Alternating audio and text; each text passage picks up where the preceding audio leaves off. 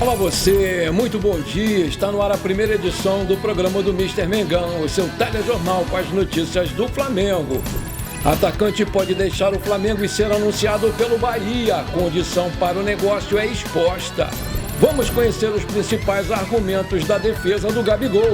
Hoje tem Flamengo e São Paulo no Maracanã pela segunda rodada do Brasileirão. Matheus Gonçalves toma atitude inesperada e surpreende a todos no Flamengo. Essas e outras você confere agora. Fica comigo até o final, porque aqui tem muito mais Flamengo pra você. Os rubro-negros de todo o Brasil que querem acompanhar a partida do Flamengo contra o São Paulo vão ter motivos para comemorar nessa quarta-feira. Isso porque o jogo válido pelo Brasileirão será o único a ser transmitido na TV aberta nessa rodada. A partida do Mengão será transmitida na TV Globo para todo o país, diferentemente do que foi feito na última rodada. Vale lembrar que o jogo do Flamengo contra o Atlético Goianiense teve transmissão exclusiva no serviço de pay-per-view. Mesmo havendo a transmissão da TV aberta, ainda existem aqueles torcedores que preferem assistir pelo pay-per-view, e quem possui essa preferência pode ficar despreocupado porque o confronto também vai ser exibido pelo Premier. A bola vai rolar a partir das 21h30 no Maracanã e pelo fato de jogar em casa e ter que dar uma resposta para a nação depois de uma partida complicada na primeira rodada, o técnico Tite deve entrar em campo com o que tem de melhor. Com isso, a provável escalação do Flamengo pode ser Rossi, Varela, Fabrício, Bruno, Léo Pereira e Ayrton Lucas, Pulgar, De La Cruz, Arrascaeta, Luiz Araújo, Cebolinha e Pedro. O jogo ainda pode marcar o retorno do lateral direito Wesley, depois de 2 meses fora do time por contusão muscular. O lateral voltou a participar de um treino completo no Ninho do Urubu na segunda-feira e já deve estar à disposição do Tite para essa partida de logo mais. Enquanto isso, o garoto Matheus Gonçalves tomou uma decisão importante nessa terça-feira que surpreendeu todo mundo. Ele fez um pedido ao Tite que pode influenciar no futuro da sua carreira.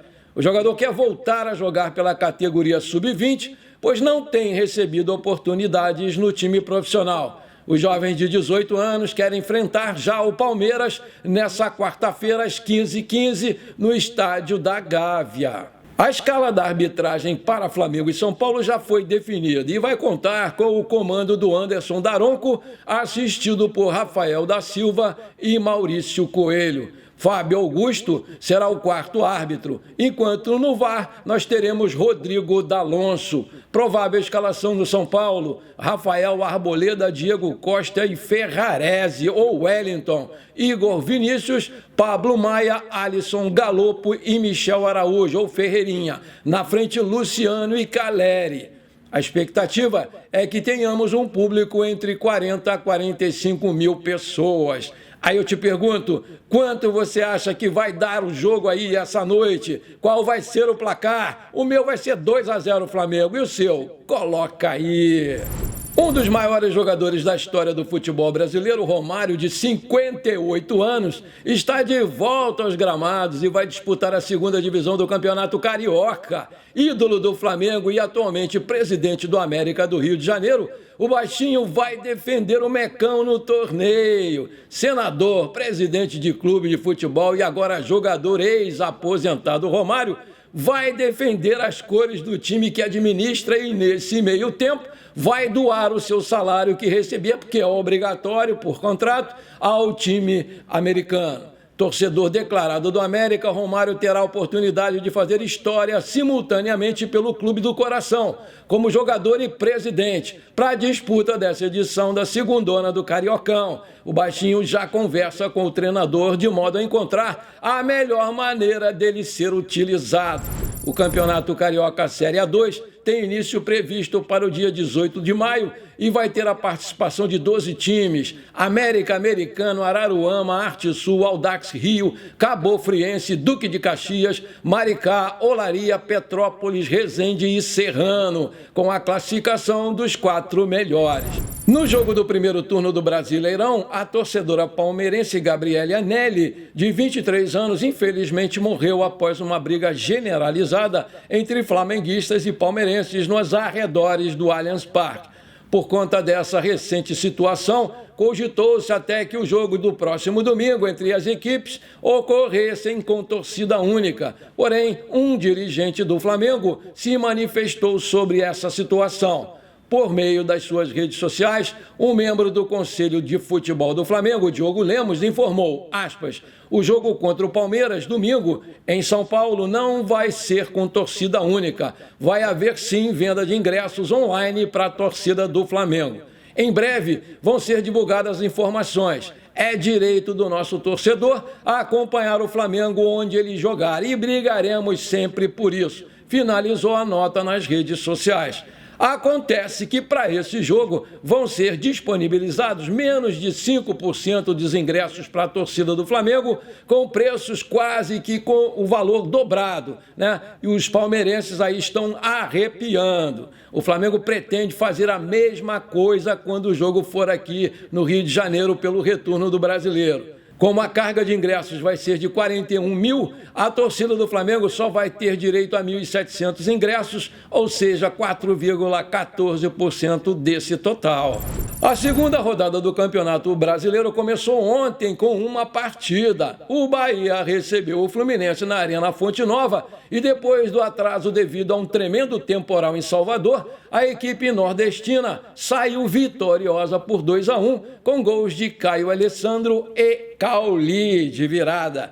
Hoje, 7 partidas completam a rodada. Grêmio e Atlético Paranaense, Atlético Mineiro e Criciúma, Flamengo e São Paulo, Palmeiras e Internacional, Red Bull, Bragantino e Vasco, Fortaleza e Cruzeiro e Juventude e Corinthians. Te cuida, Fluminense!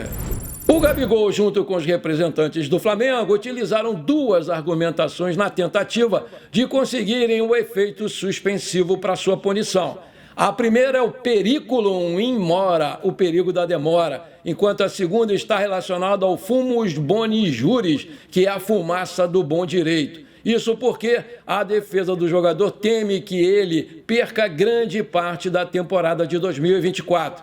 A suspensão do Gabigol termina em 7 de abril de 2025. O julgamento do recurso no Comitê Arbitral do Esporte, o CAS, na Suíça, ainda não foi marcado, mas está previsto para acontecer em novembro ou dezembro desse ano. Desse modo, o atacante pode perder praticamente toda a temporada caso o efeito suspensivo não seja concedido. Ele não pode treinar no CT do Ninho do Urubu, portanto, o Flamengo disponibilizou preparadores físicos para deixar o camisa 10 em forma. O Gabigol segue treinando sozinho nos campos do seu condomínio, aqui na Barra da Tijuca, zona oeste do Rio de Janeiro. Agora eu tenho um pedido para te fazer de coração. Se você está curtindo o nosso programa, então não esquece. Manda brasa agora no like para fortalecer o nosso canal. Se você ainda não é inscrito, bora lá, me dá essa moral, vou ficar muito feliz com você. Aperta o botãozão inscrever-se, aperta o sininho ali, pronto. Simples assim, muito obrigado.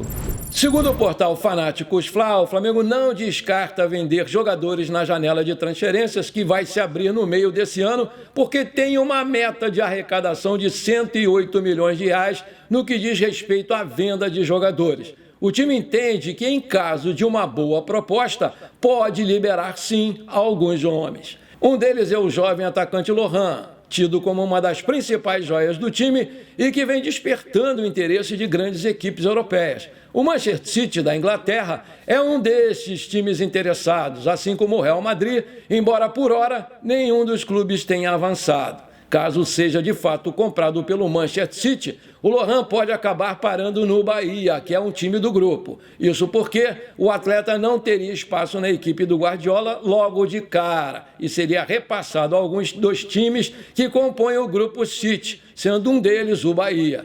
Vale ressaltar que, por hora, o empresário de Lohan e o Flamengo não chegaram a um acordo para estender o seu contrato, tendo sido considerada a oferta inicial salarial muito baixa. Nesse cenário, a multa do jovem jogador continua fixada em 50 milhões de euros, 280,8 milhões de reais, mesmo o valor estabelecido no contrato antigo. Aí eu te pergunto, você acha uma boa o Flamengo vender o Lohan?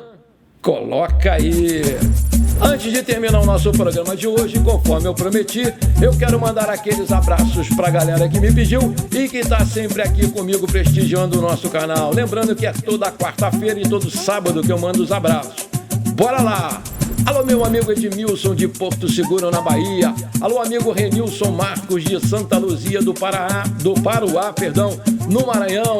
Aquele abração pra vocês, meus queridos. Alô, meu amigo Peterson Lázaro Leal, gente finíssima. Alô, meu amigo Hernani Armador e torcida do Flamengo de Sorocaba, em São Paulo. Aquele abração pra vocês, meus queridos. Alô, meu amigo Smith de Barra Mansa, no Rio de Janeiro. Alô, meu amigo Eledir Brandão de Barra do Piraí, também aqui no Rio de Janeiro. Aquele abração pra vocês, meus queridos. Alô, meu amigo Luiz Fernando Amorim de Itajaí, Santa Catarina. Alô, meu amigo Valdinei Cavalcante, aqui do Rio de Janeiro, em Belfor Roxo. Aquele abração pra vocês, meus queridos. Alô, meu amigo José Marcos. Alô, Evelyn Marcos. Alô, Cristina, lá do Espírito Santo. Aquele abração pra vocês, meus queridos. Alô, meu amigo Manuel Isaías de Aparecida de Goiânia. Alô, amigo Titico Flazico de Engazeiras, no Ceará. Aquele abração pra vocês, meus queridos. Tamo juntos! Bom, por enquanto foi isso. Espero que você tenha gostado do nosso programa. Muito obrigado por você ter ficado comigo até aqui. Um forte abraço. Bora ser feliz. Hoje 2-0 tá bom. Pra cima deles, Mengão!